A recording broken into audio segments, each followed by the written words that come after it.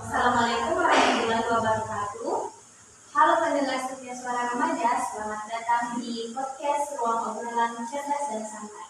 Saya Munadia Zahra Bahar Dan saya Angelika Mersukambu selaku host podcast pada hari ini. Nah, pada hari ini kita akan membahas tentang topik yang ramai diperbincangkan, yaitu teknologi AI sebagai ancaman atau sebagai peluang dalam pendidikan. Nah, buat membahas lebih dalam, kita sudah ditemani oleh tiga narasumber kita pada hari ini. Yang pertama ada Aizi dan Ramadhani Kasefu, yang kedua Rismawati, dan yang ketiga Syarmila Syarif. Nah, apakah teknologi ini adalah ancaman buat proses belajar atau justru sebagai peluang yang besar? Kita akan mulai ke Rismawati. Nah, menurut Anda, apakah teknologi AI ini adalah ancaman buat proses belajar atau justru mempunyai peluang yang besar? Tolong disertakan alasannya. Jadi menurut saya dengan penggunaan AI ini akan memberikan ancaman utamanya untuk siswa karena akan membuat siswa merasa ketergantungan karena ketika mereka mengerjakan tugas mereka langsung mengambilnya tanpa memahami terlebih dahulu. Kemudian dengan hal tersebut akan membuat siswa tidak bisa berpikir dengan kritis. Itu menurut pandangan saya. Oke, baik, terima kasih para Rismawati. Oke, sekarang kita ke Syarmila. Syarmila punya pandangan yang menurutnya menjadi peluang atau justru menjadi ancaman. Menurut saya AI ini merupakan peluang ya untuk pendidikan karena AI ini bisa membantu kita untuk mempelajari materi lebih dalam. Kita bisa mempelajari dari berbagai sudut pandang dan kita juga ketika mengalami kesulitan dalam memahami pelajaran itu kita bisa meminta AI untuk menjelaskan ulang dengan bahasa yang lebih sederhana dan mungkin juga tapi bisa kita gunakan AI tapi dengan sikap yang bijaksana dan tidak menyalahgunakannya. Mungkin oke, jadi di sini kita sudah mendengar penjelasan yang berbeda dari Rismawati dan Syarmila, yaitu Rismawati menganggap AI di sini sebagai ancaman dalam dunia pendidikan, sedangkan Syarmila menganggap AI sebagai peluang yang sangat besar dalam dunia pendidikan. Baik, kita akan pindah ke Aizidan. Bagaimana tanggapan Anda melihat hal tersebut? Atau ada mungkin pandangan lain? Menurut saya sendiri itu AI punya peluang yang bagus untuk pendidikan karena seperti yang kita tahu AI itu mempermudah kita dalam mempelajari suatu hal. Kita dapat memperdalam informasi segala hal seperti itu.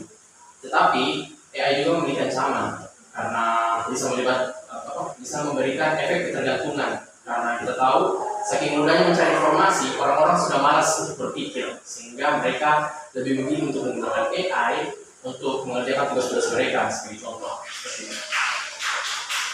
Oke, sekarang pertanyaannya, apakah AI bisa menggantikan peran guru sebagai pendidik? Pertama kita ke Aizi dan kita dulu. Menurut saya AI itu tidak bisa menggantikan tugas seorang guru sebagai pendidik karena kita tahu walaupun AI memiliki kecerdasan yang bisa dibilang di atas rata-rata lah karena bisa menjawab semua pertanyaan dengan detail, lalu informasi yang luas bisa diberikan secara menyeluruh. Tetapi AI itu tidak memiliki emosi. Itulah mengapa saya bilang guru tidak dapat digantikan oleh AI seperti itu. Karena tugas guru selain mengajar, guru juga mendidik. Itulah mengapa AI tidak dapat. Oke, bagaimana menurut pendapat Anda terkait siswa bisa mengerjakan tugas menggunakan AI atau tidak? Kalau menurut saya sendiri, AI bisa digunakan untuk mengerjakan tugas. Tetapi kita harus meyakinkan siswa agar memahami apa yang mereka kerjakan seperti itu. Karena jika hanya mengerjakan tugas, lebih baik saya suruh AI ketika mereka yang mengerjakan. Setelah itu saya berikan ke siswa untuk mereka memahami materi yang telah mereka kerjakan seperti itu. Oke, kita ingin dengar pendapat lain dari Rismawati. Bagaimana menurut Anda terkait terkait siswa bisa mengerjakan tugas menggunakan AI?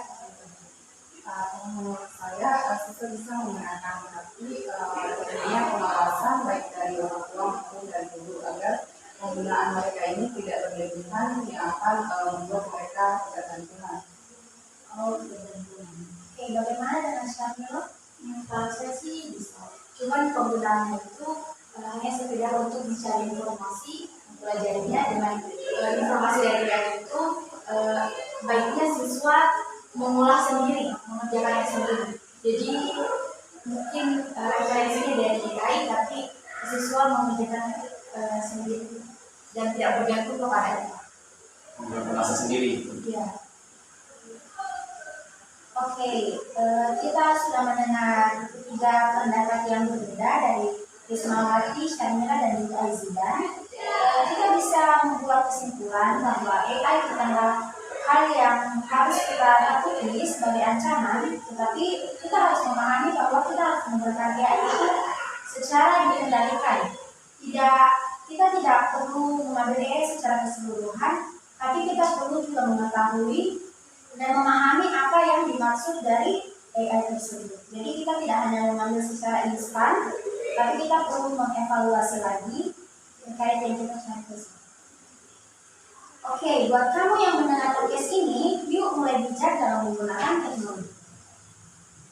Oke, rasa rasa kita sudah sampai di penghujung podcast pada hari ini. Dan tentunya obrolan hari ini sangat bermanfaat karena bisa membuka wawasan tentang penggunaan AI. Dan kami ucapkan terima kasih kepada tiga narasumber kita pada hari ini. Jangan lupa, AI itu bukan soal alatnya, tapi soal proses dan tanggung jawabnya. Sampai ketemu di episode berikutnya.